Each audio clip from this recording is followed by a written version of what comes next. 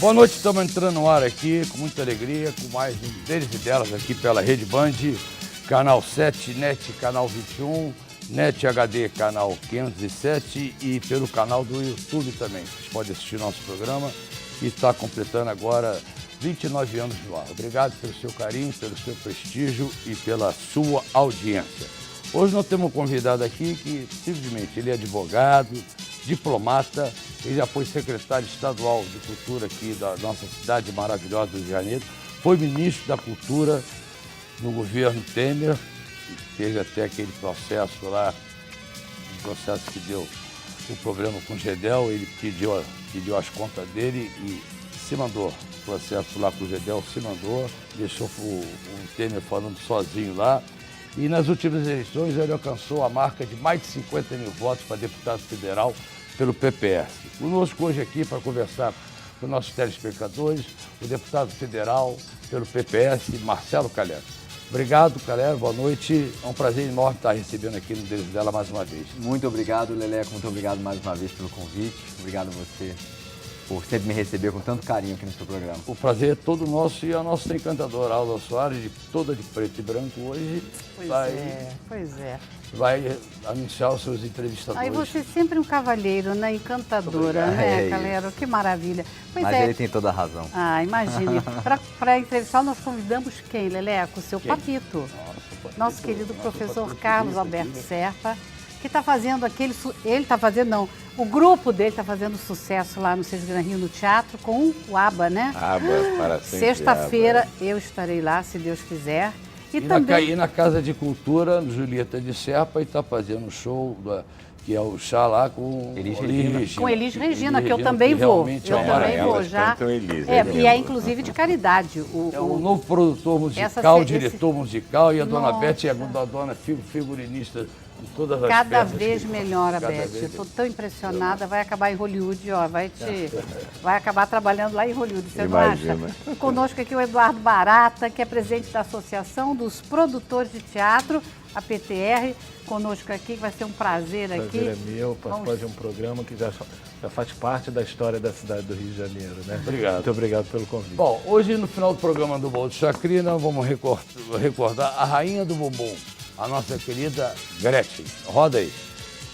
Espaço vamos aprender, espaço vamos a bailar, espaço vamos a mover, espaço vamos a cantar. Então, no final do programa, a nossa querida rainha Gretchen, que continua fazendo grande sucesso aí pelo Brasil afora e no exterior também, a nossa Gretchen, Maria Odete, a nossa Gretchen. Bom, vamos a um breve intervalo comercial e voltamos já com o deputado federal pelo PPS, o deputado Marcelo Calero, hoje aqui no Deles e Delas. Até já.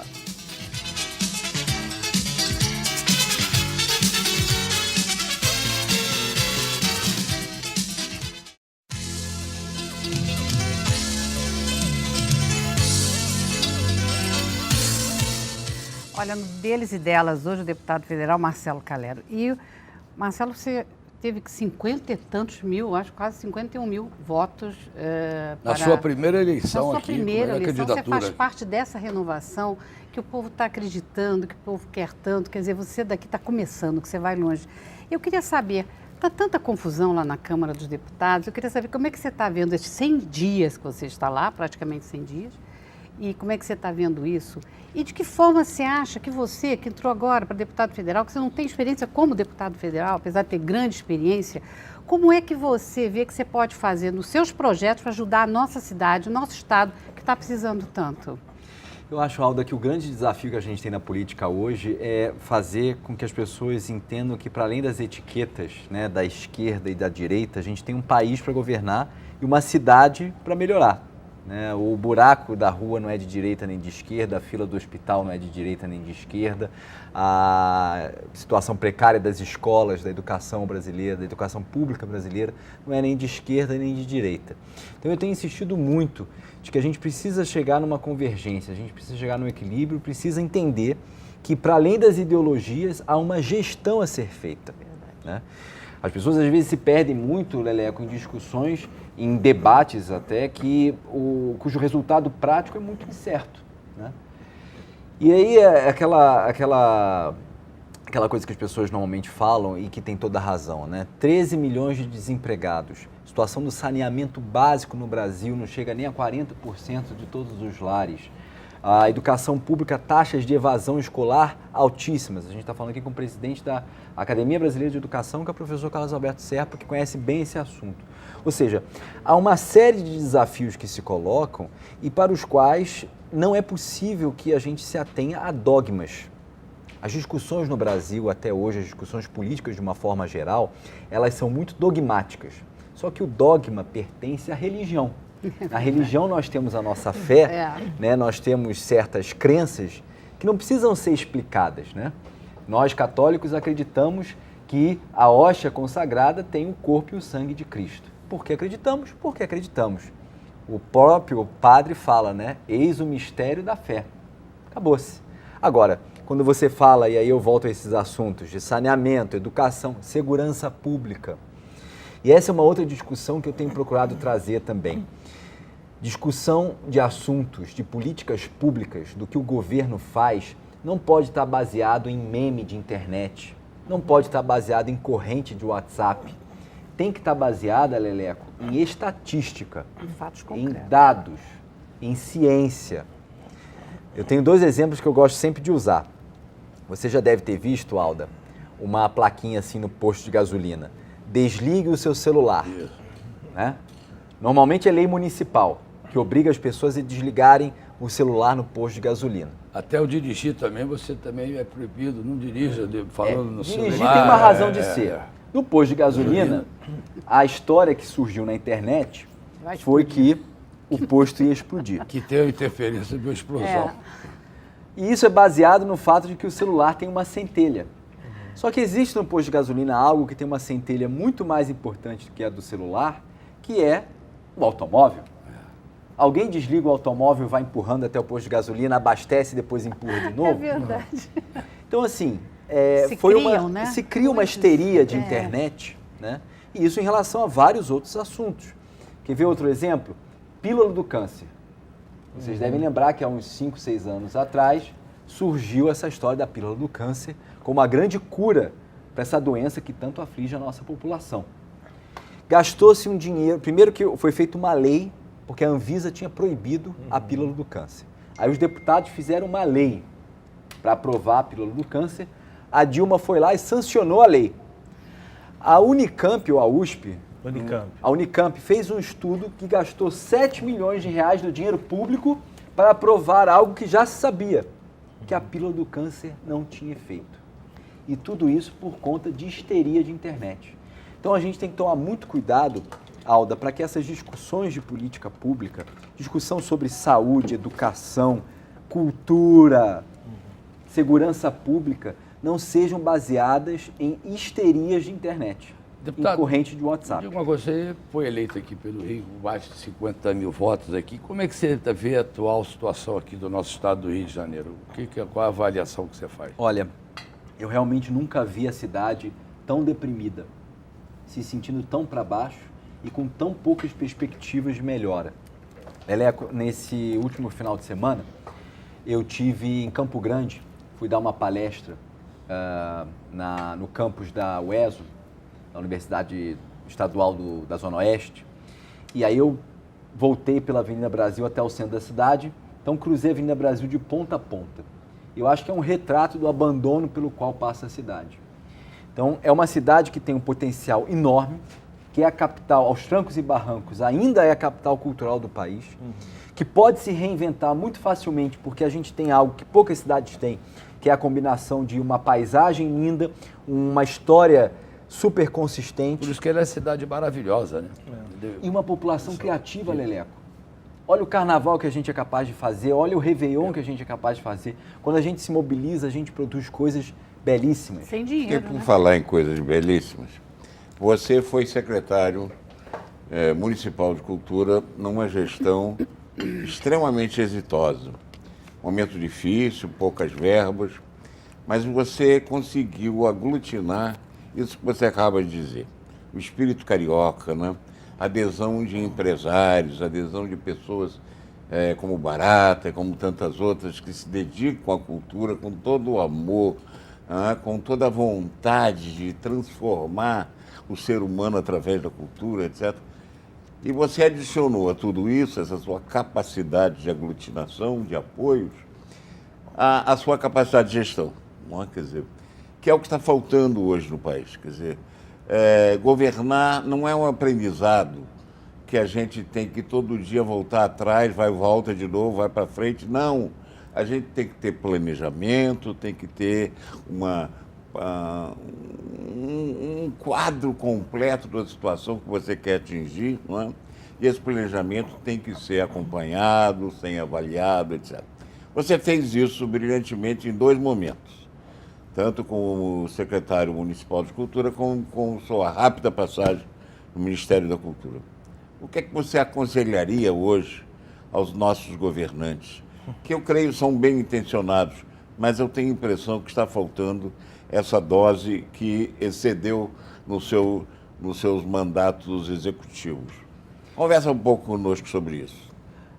Professor, eu acho assim... Faz um resumozinho. Vou tentar ser bem conciso. Eu, até como servidor de carreira que eu sou, né, como diplomata, nós temos um compromisso, sobretudo, com o Brasil. Quando as pessoas falam assim, é preciso pensar em políticas de Estado, é um nome difícil, mas o que a gente quer dizer é o seguinte: o Estado, o governo precisa se planejar no longo prazo. Se você quiser fazer uma grande obra na sua casa, de repente colocar uma laje a mais, você precisa planejar aquela obra com antecedência. Tratar de juntar dinheiro, comprar o material, pedir ajuda dos vizinhos. Esse planejamento é que falta. Ou seja, os governantes brasileiros pensam no curto prazo, pensam só em colocar a ardósia ou colocar o porcelanato. Só que o que o Brasil está precisando é a construção de uma segunda laje. E, infelizmente, esse planejamento não está acontecendo. Marcelo, complementando a pergunta do professor Serpa, você tem uma característica que se impôs muito na Secretaria Municipal de Cultura, que é a interlocução, né? Como o professor falou. Você não só recebia, não só escutava, mas como dialogava, uma característica hoje que os políticos não têm. Eles têm escuta, mas a ação posterior não acontece nada. É só receber, escutar e não ter consequência em relação a isso. Como você acha que deve acontecer a participação da sociedade civil organizada hoje no poder público em todas as suas instâncias, federal, estadual e municipal? Essa participação, Barata, ela tem que ser permanente. E ela tem que resultar em frutos, porque senão o diálogo fica vazio. Como você falou, se aquele debate, se aquela discussão com a sociedade civil não gera resultados concretos na ação do governo, ela fica uma escuta mentirosa, fica uma escuta vazia. Ou seja, você finge que escuta, mas na realidade você não muda o curso das ações. Então, eu tinha muita preocupação, quando eu estava à frente da gestão pública, de garantir que elementos que eram trazidos por esse momento de debate fossem, de fato, incorporados como ações, atividades e tarefas da nossa gestão, né? Então, eu lembro uma das primeiras reuniões que eu tive, quando eu estava na Secretaria Municipal de Cultura, foi uma reunião pesada com um coletivo de arte. E esse coletivo me trouxe uma série de demandas em relação ao edital específico que a gente tinha lá, para as artes no Rio de Janeiro, o edital de cultura. E eu lembro que havia uma má vontade de parte a parte, até tanto o coletivo quanto a área técnica da secretaria não tinha um histórico positivo de relacionamento. Mas aí vem o papel da liderança. É você provocar tanto aqueles que vêm te trazer as demandas, quanto aqueles que são responsáveis por executá-las, no sentido de acharem um equilíbrio no meio do caminho, a despeito de qualquer preconceito que cada lado tenha de si. Esse exercício de liderança ele não é simples, porque você tem que se equilibrar, né? Você tem que gerar confiança, trazer confiança e gerar o resultado. E é um exercício até que te leva a um amadurecimento enquanto pessoa, só que ele é absolutamente imprescindível. Então, respondendo objetivamente a sua pergunta, é desafiante fazer com que essa escuta, que tem que ser qualificada, você tem que saber com quem que você está, se aquelas pessoas que você está trazendo são representativas, porque você não pode falar só com aqueles que lhe agradam. Quando o gestor se cerca de pessoas que só lhe trazem boas notícias, isso é o sinal do fracasso. Ou que aceitam tudo que ele imagina, né? Mas é por isso que eu implico tanto com as redes sociais. É horrível. Porque dependendo do recorte que você faça, você só tem apoiador. É a famosa bolha. É. O que adianta você postar uma coisa para conseguir like e comentários positivos? Né? Você tem que ouvir as críticas também. Você tem que entender que aquilo tem uma razão de ser. Não necessariamente as pessoas que te criticam são suas adversárias. E isso tem sido confundido no Brasil. Oposição, contraditório, é saudável Deputado, para o país, para o Estado e para o município. É assim que a gente evolui. Deputado, você foi secretário aqui de Cultura, foi ministro da Cultura. Como é que você vê essa posição do governo federal mediante a tantos cortes, principalmente na área de educação, que é uma área de grande importância, e na sua área, que você sempre foi ligado à área de cultura, referente à Lei Rouanet, esses cortes que eles estão dando? Olha, Leco, eu acho que o maior problema de toda essa crise que se instaurou na educação e na cultura brasileiras se refere à incapacidade do governo de falar a verdade. Acho que isso é o que de mais grave existe. Porque escamotear problemas ou trazer meias verdades ou apontar culpados e criminalizar setores contribui apenas para algo que parece que virou especialidade nesse governo, que é o revanchismo. Ou seja, o governo existe para se vingar de certos setores que supostamente não lhe apoiaram durante as eleições. A gente não tem política, a gente tem vingança. Vingança. É. Vingança. Mas o governo diz que, na verdade, esses cortes não eram usados, quer dizer, que não foi, na verdade, um corte, eram valores que não eram usados, que não eram bem utilizados, na verdade, né? Alda, mas só a natureza do que foi feito, porque, veja bem, se você precisa fazer corte por questões orçamentárias, e todos os governos fizeram isso... E já foi feito anteriormente também, Claro. 2 governos anteriores foram feitos cortes na Todos educação. os governos fazem. Mas a questão é a seguinte, até para isso você tem que ter proatividade e não ter preguiça. Corte linear é coisa de gente preguiçosa. Eu posso adicionar uma coisa a isso? Por favor. Que eu acho que é importante. Os decretos são feitos de repente, do nada. Não há debate prévio, não há consulta aos interessados, não se ouve previamente as pessoas.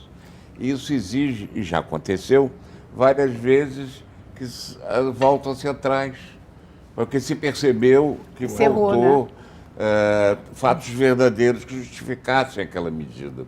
Está faltando diálogo. Tá? É por isso que eu acredito muito também, no poder do Congresso Nacional também, em que, às vezes, o governo vê como impeditivo das suas vontades. E não é isso. Ali se vai elaborar, vai se aperfeiçoar uma política pública que o governo, em determinado momento, julga necessário. Então, tem que se ver as mudanças em projetos não como um revanchismo, mas como um aperfeiçoamento, uma contribuição à melhoria daquele projeto, daquela situação que está em foco no Congresso Nacional. E eu não entendo como não se pode ver no Executivo o Legislativo com essa função complementar, né? Mãos dadas. Eu sou daqueles que acredita, Calero, que ninguém faz nada de importante nesse mundo moderno sem se dar as mãos. Então, se o Legislativo não se der as mãos com o Executivo, não vai acontecer nada. Bom, já dizia o profeta, gentileza realmente gera gentileza. Então, ao pegar o trem, lembre-se de ceder o assento aos idosos, que é muito importante, e deixe ele escutar aquela musiquinha no fone, no ouvido e sorrir. Afinal, é um sorriso que é contagiante e transforma o seu dia muito melhor. É um projeto que a Supervia adota e pede a você que está no trem. Você dê um lugar para os idosos, que a viagem realmente se torna mais feliz, uma pessoa mais idosa dentro do trem. Ok? Um projeto da nossa Supervia. Vamos a um breve intervalo, voltamos já já com o deputado federal pelo Estado do Rio de Janeiro, Marcelo Calero, hoje aqui no Deles e Delas. Até já.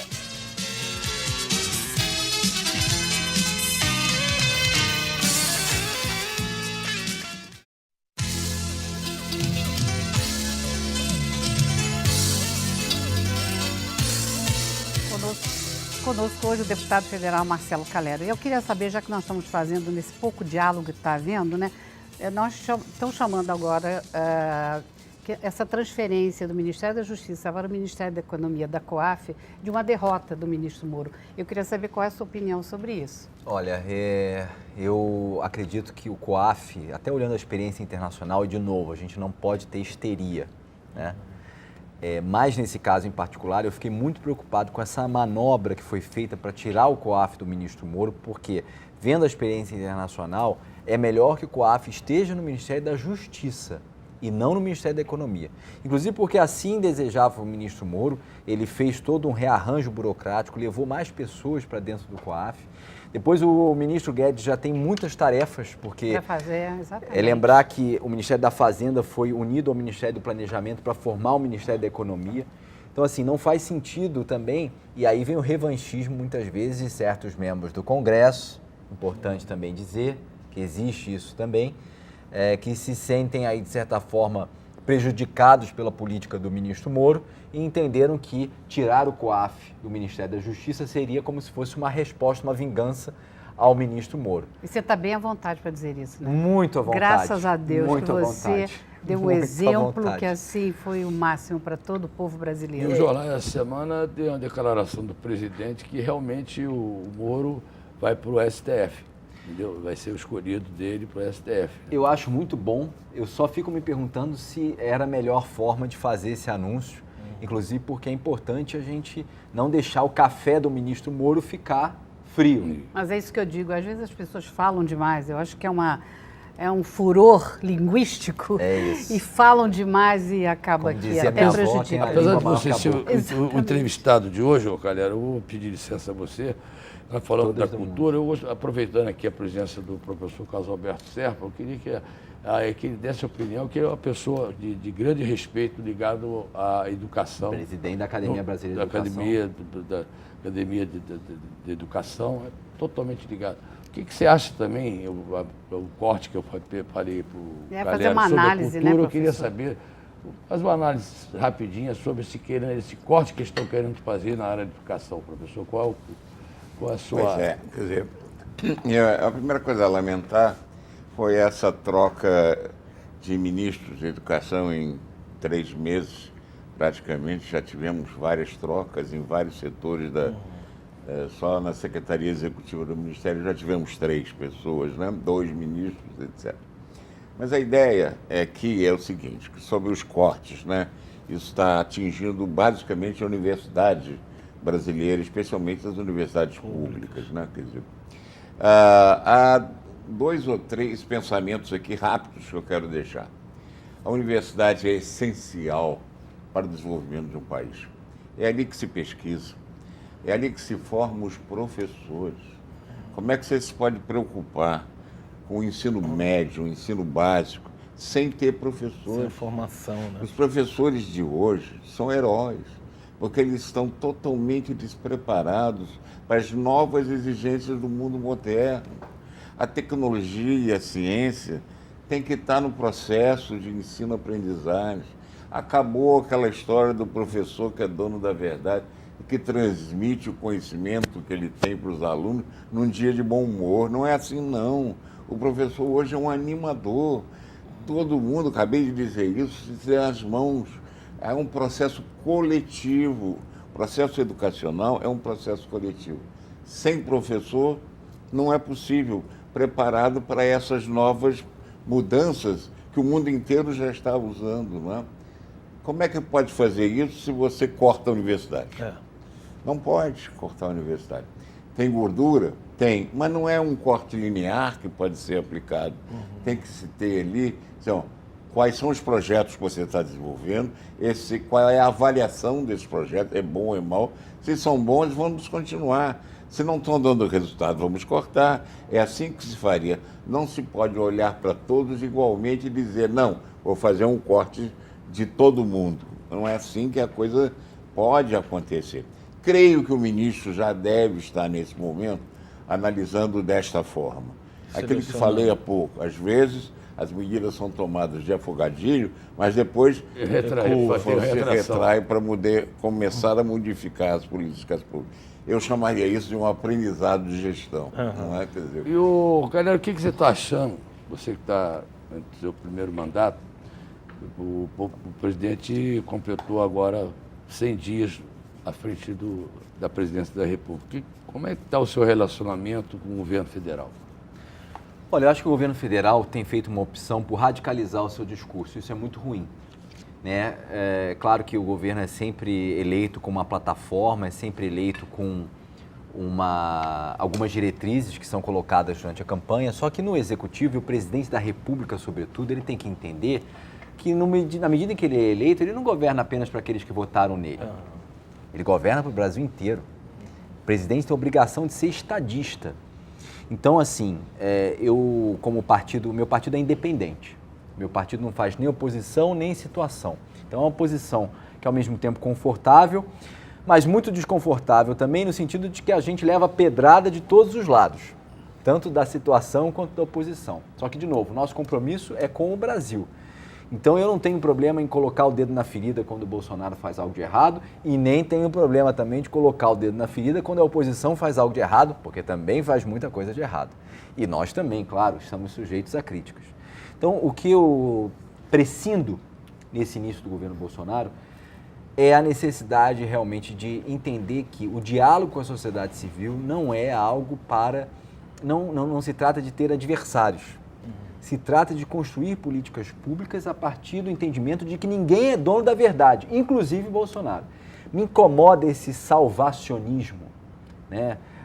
Volta e meia eu vejo um post de alguém ligado ao governo, às vezes de um filho do presidente ou de alguém ligado a ele. Não, porque se a gente não fizer dessa forma, a esquerda vai voltar. Então é como se tivesse um espantalho, né, que levantasse assim, né, o espantalho da esquerda. E como se a única alternativa à esquerda, seja ela positiva ou negativa, conforme cada um ache, mas como se a única alternativa fosse o bolsonarismo. E não é.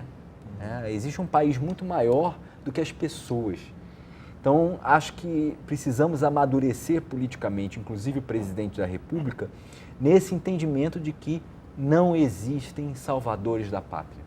Existe um país a ser construído. Marcelo, eu queria entender a sua visão de como você acha que hoje é a função do teatro na sociedade, de uma forma geral, principalmente no Brasil, como a cultura e as artes devem ser encaminhadas dentro de políticas públicas no governo, em todos os seus âmbitos e instâncias. E hoje nós somos reféns de apenas uma lei de incentivo. Não há fomento para o setor teatral, para o setor cultural no país. Qual você acha que é a política ideal para se pensar no desenvolvimento do setor cultural, do segmento das artes e da cultura no país? Olha, Barata, a gente tem que sempre lembrar que quando a gente fala de cultura, a gente fala principalmente de dois aspectos, né? O aspecto civilizatório e cultural e o aspecto econômico. Muitas pessoas esquecem dessa segunda vertente da cultura, né?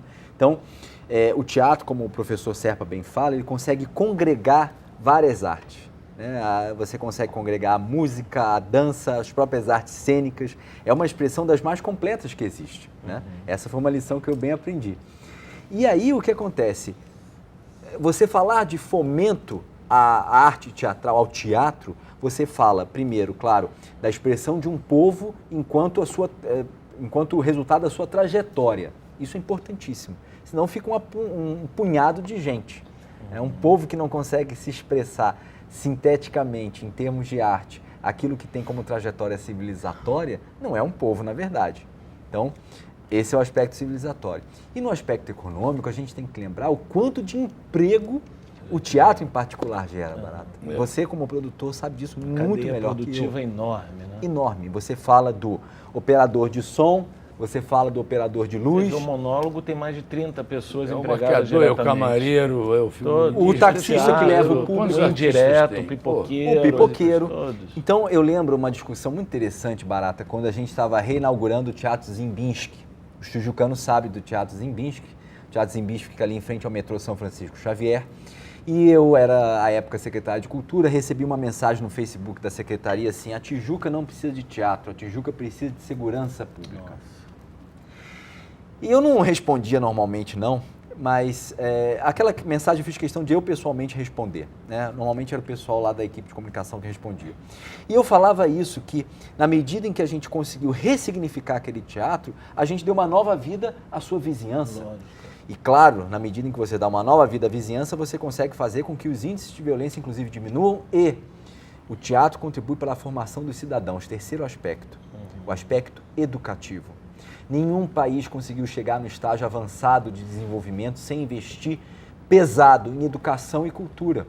A cultura é o alimento da educação. Mas é isso aí, não existe realmente educação sem cultura. Com essa convicção, a Fundação Sesgran Rio, do nosso caso Alberto Serpa, através do seu Centro Cultural, atua na área de teatro, literatura, poesia, dança e música.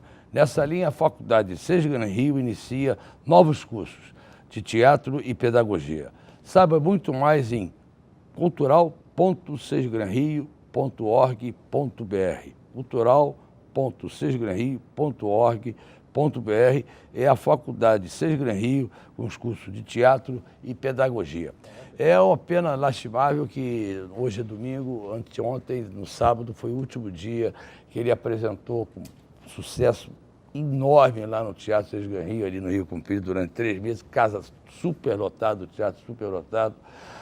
Esse musical maravilhoso do ABBA, que eu espero, já falei com ele, eu espero que retorne em outra oportunidade. Vamos passar um pedacinho aí para lembrar aí a maravilha que essa peça.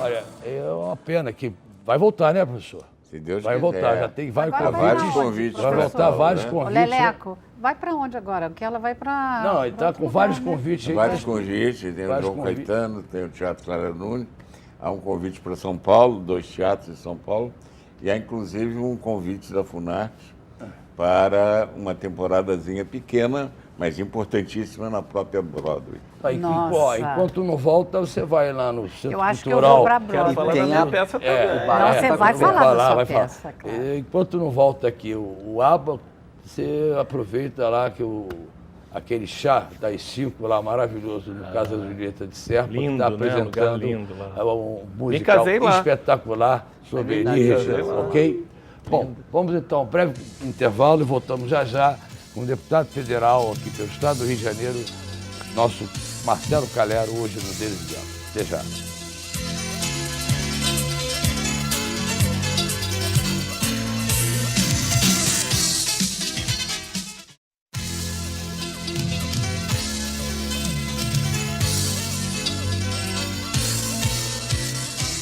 Olha, aqui no Deles e Delas, hoje esse jovem deputado, culto, inteligente, brilhante, ético, enfim, tem todas as qualidades. Eu quero saber a opinião dele, porque é um assunto tão polêmico agora, que é sobre a reforma da Previdência. Isso já Quero não que é você uma me diga. novela, isso é um novelão, Isso que é um não acaba novelão. nunca essa novela. Mas eu não quero acaba saber nunca, a né? opinião dele, que é uma opinião esclarecida, inteligente, jovem, né? Ele que é um jovem. Eu quero que você fale sobre isso. Como é que você vê essa reforma? Se ela está bem encaminhada, se ela tinha que mudar em alguns pontos. Isso é interessante para nós sabermos, para você falar para o seu público. A reforma da Previdência é uma questão aritmética. Essa é a primeira coisa que a gente precisa pensar. Quando lá no início do programa eu falava que não pode ter a gente não pode ficar refém de esquerda e direita, né? O debate tem que ser desideologizado, É ou verdade. seja, tem que estar para além de critérios ideológicos.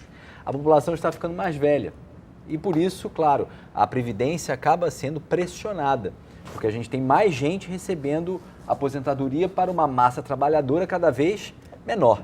Então é uma questão realmente de contas. Então, fazer uma reforma em relação às normas que estão vigorando já faz algumas décadas é imprescindível diante dessa nova realidade demográfica. O que a gente precisa assegurar é que os mais pobres não paguem a conta. Isso que é importante. Ou seja, alguma reforma precisa ser feita, sem dúvida alguma. Se a gente deixar o barco rodar como está acontecendo agora, o Estado vai gastar cada vez mais para pagar aposentadorias e cada vez menos para prover serviços ao cidadão.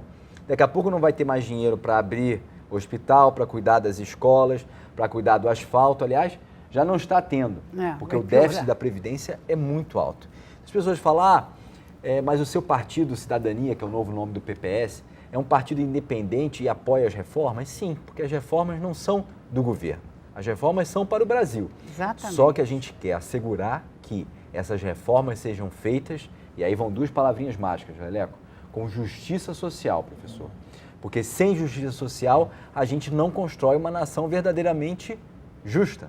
Então, como eu falava, não podemos mexer no benefício de prestação continuada, que é o salário mínimo dado aos miseráveis, né? Essa é a terminologia usada. Não podemos mexer nos benefícios dados às pessoas com deficiência. Não podemos mexer na aposentadoria rural, temos que ter muito cuidado, que são as pessoas que mais sofrem para conseguir se formalizar no mercado de trabalho. Enfim, há uma série de ajustes que precisam ser feitos em relação à reforma da Previdência que foi enviada pelo governo. Mas alguma reforma a gente precisa aprovar. Mas, senhor, você acha essa proposta do governo Bolsonaro para a reforma da Previdência uma reforma justa? Esse texto, eu não li o texto ainda, estou perguntando para você, você acha justo?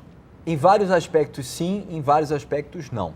Né? Esses que eu destaquei, né? Por exemplo, o benefício da prestação continuada, o texto que o governo mandou não é bom, não é justo. Ao mesmo tempo, em relação a, como eu falava, aposentadoria rural, tampouco me parece justo. Mas sim precisamos fazer algo em relação, por exemplo, à aposentadoria dos servidores públicos.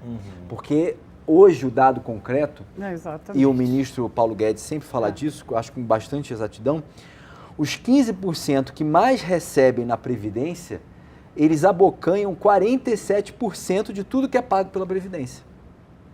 Ou seja, do jeito que a Previdência está hoje, ela acaba enfatizando distorções e desigualdades. Então desconfie aquele discurso político fácil, como eu falava, né? Não podemos acreditar nos memes de internet e nas histerias de rede social. Desconfie quando você vir um político falando coisas assim, a aposentadoria vai ser prejudicial aos mais pobres. Os mais pobres são os que se aposentam mais tarde, são os que se aposentam recebendo menos. E para esses, a reforma da Previdência, ela me parece que vai num caminho correto. E, de novo, ajustes são necessários? Claro que são. Quer dizer que, nesse sentido, você acha que está correto? Os pobres não vão ser prejudicados? Não são os mais prejudicados. Não, eu também acho. Pelo que eu tenho analisado... O projeto no governo passado estava ia ser votado e estava com tudo para passar. E teve aquele imbróglio daquele encontro do presidente com o Joelis, não sei o quê, aí parou tudo, deu aquela confusão toda, parou tudo. E estava para ser votado e todo mundo acreditava que ia passar. E qual foi a mudança que teve daquele projeto para esse? O projeto atual, ele acaba sendo mais abrangente e inclui, por exemplo, o sistema de capitalização, que é bastante questionável também. É algo sobre o qual nós estamos debruçados. E aí, nesse sentido, Leleco, eu acho que talvez não tenha sido realmente a melhor alternativa apresentar um projeto inteiramente novo.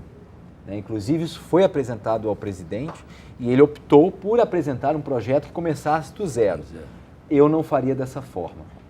Mas já tinham pronto já. Era só dar uma maquiagem nele, ou dar uma... Exato. Não, acho que ele quis fazer uma adaptação, também para o que o Congresso queria, né? Então acho que houve uma adaptação. Levar os louros para ele, e até na adaptação não às vezes há erros, né? Então levar para ele como se o projeto fosse dele, não do outro governo. Eu realmente não acho. Parece que também o projeto que ia ser aprovado, sob o ponto de vista aritmético, como diz e tal, não atendia as necessidades. A economia era bastante mais tímida. Agora, de novo, o ótimo é inimigo do bom. Talvez fosse melhor, né, que ele tivesse sido melhor que ele tivesse seguido com aquele projeto que já estava no Congresso. Agora, não dá para ser profeta do passado, né? O projeto está posto, está aí, tem os prazos regimentais. Agora você acredita? Sai esse ano? Vai ter o recesso agora no meio do ano. No meio do ano. E aí, sai isso antes ou depois? Quando é que sai isso? Essa novela acaba quando? Eu acho que depende muito do governo. O governo é muito inabilidoso do ponto de vista de articulação na Câmara. Acho que eles mesmo estão reconhecendo isso. E a articulação, a gente não pode criminalizar a política, por favor, né? A articulação não tem nada a ver com roubalheira, tem a ver com entender o papel do Congresso que foi eleito.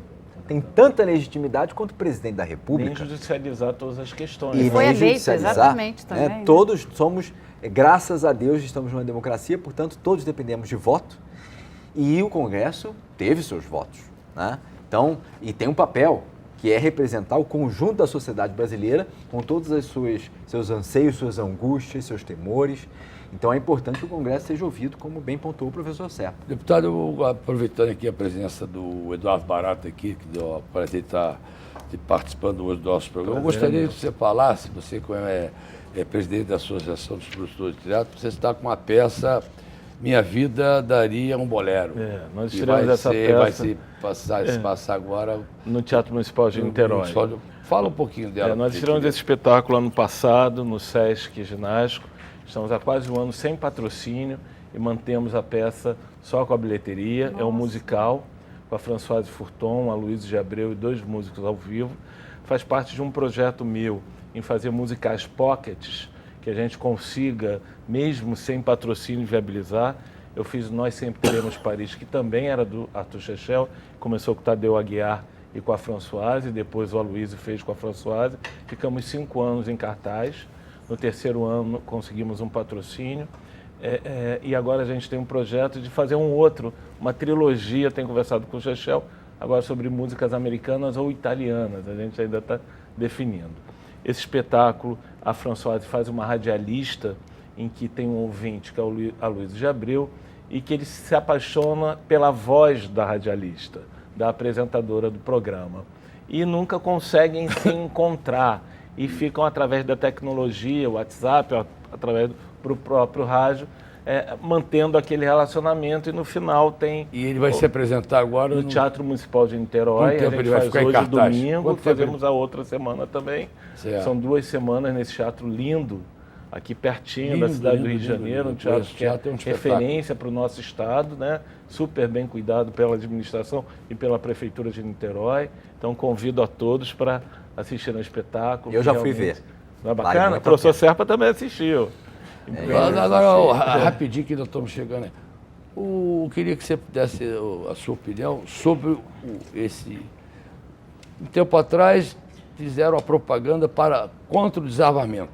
Se a pessoa tivesse uma arma em casa, ia lá na delegacia, recebia um dinheiro para desarmar, entregar. E agora vem o projeto para armar a população.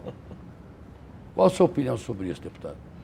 A minha opinião é sempre baseada em dados científicos, né? Está mais do que comprovado que países que estimularam o armamento não tiveram uma boa solução em termos de segurança pública. O que eu acho é o seguinte, o Estado, a função de ter arma é do policial. A função de proteger o cidadão é do Estado.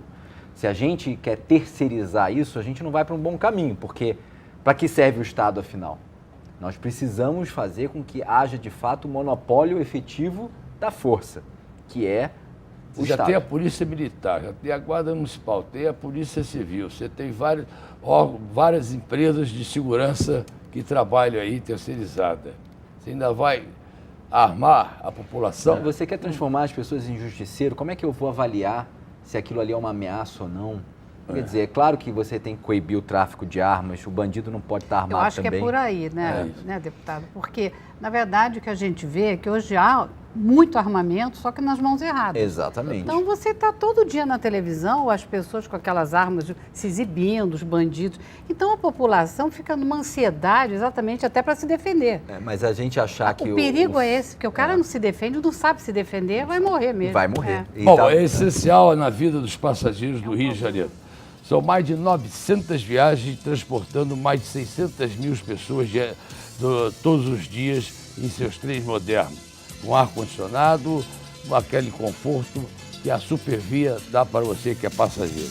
Você pode acessar www.supervia.com.br e conheça os locais que você pode chegar indo de trem. É um projeto da nossa Supervia. Nós vamos ao último intervalo, mas voltando ao último intervalo, eu tenho uma perguntinha rápida para o nosso o deputado responder para vocês aí que estão em casa, telespectadores. Até já.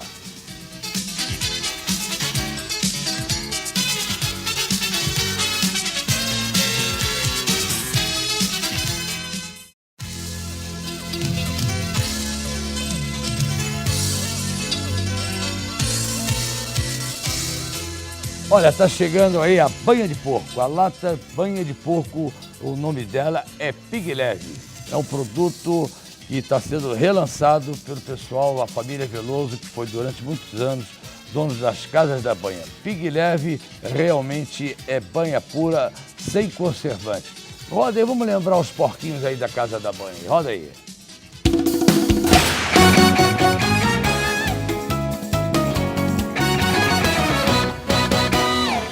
Não, é o Pig Leve, então, é um produto novo aí, sem conservantes. Bom, deputado, eu gostaria muito de agradecer, mas antes, a pergunta que eu gostaria de fazer. Ano que vem teremos eleições municipais aqui na nossa cidade maravilhosa do Rio de Janeiro. Você será candidato? Leleco, a gente está construindo um projeto para a cidade, né? As forças de centro precisam mostrar que o Rio de Janeiro é viável, que essa cidade maravilhosa que a gente tanto ama, que as pessoas estão tratando com tanto desânimo, né? A gente está muito deprimido, mas no final das contas o Rio que a gente conhece é muito diferente do Rio que a gente está vivendo. E por essa razão, acreditando que é possível construir esse projeto, nós estamos preocupados agora em dar conteúdo. Se eu vou ser ou outra pessoa vai ser candidata, isso eu acho que a gente decide mais para frente. Mas a certeza que nós temos é que com gestão, com trabalho, com competência, com coerência, nós conseguimos realmente dar aos cariocas um novo cotidiano, um novo dia a dia e fazer a gente novamente voltar a sorrir quando vê a palavrinha Rio escrita. Olha, Você aceitaria brincar? Professor, eu sou apaixonado por essa cidade. Eu sei. Eu sou muito apaixonado pelo Rio. Então seria para mim uma honra poder administrar a vida de tantos cariocas, né? Fazer com que a vida de tantos cariocas possa ser melhor. Deputado, eu gostaria de agradecer muito a sua presença aqui. E obrigado, as portas deles dela estará sempre aberta. Muito obrigado. Para quando Muito você obrigado, quiser voltar Aldo. aqui Muito obrigado. a fazer os esclarecimentos, que você é a pessoa inteligentíssima também que você é, o seu nível de cultura, coisa impressionante. E estaremos sempre aqui abertos aqui para escutar, ouvir as suas opiniões. Eu tenho certeza de que nós telespectadores que estão nos assistindo até agora tenham gostado. Não é isso, dona Alda? olha, Leleco, eu acho que a gente só pode ter certeza de uma coisa, com pessoas como ele, como o nosso professor Carlos Alberto Serpa, da Educação, da Cultura, e o Barata aqui, nós temos certeza de uma coisa, o Rio vai dar certo, se Deus quiser. Né? É isso. Um beijo para vocês todos, até a próxima semana, sendo que a gente agradece aqui o nosso professor Carlos Alberto Prazer é Serpa. nosso. E o Barata, que é o prazer. presidente do Muito sindicato obrigado. do teatro. E tá muito bom, foi muito bom. Obrigada, Calero, foi um prazer. E um beijo para sua mãe, para Tereza Calero, que é grande amiga nossa. Eu não acho que a mãe dele é a irmã dele. Não. É a irmã dele. A Tereza é a irmã dele, entendeu? Pessoa esfuziante, alegre, simpática. Cheia de coisa- vida, cheia né? de vida pra dar. Maravilhosa. Eu não É. falo, não trato, eu só chamo a sua. O seu irmão já chegou aí, Tereza? Cadê o seu irmão? Já chegou aí? Parabéns. Estamos aqui, estamos obrigado. abertos a receber. Um beijo Ok? grande para a Maninha também. Obrigado. Obrigado, Barato. Obrigado, obrigado. Papito, meu grande Papito. Beijinho.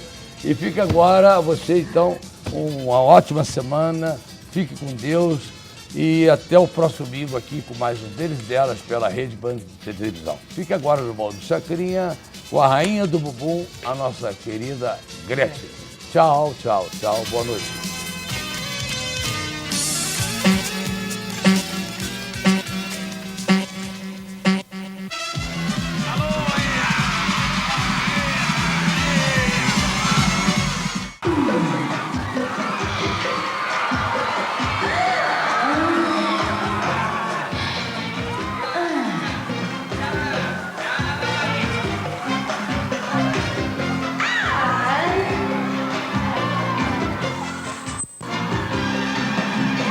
Espaço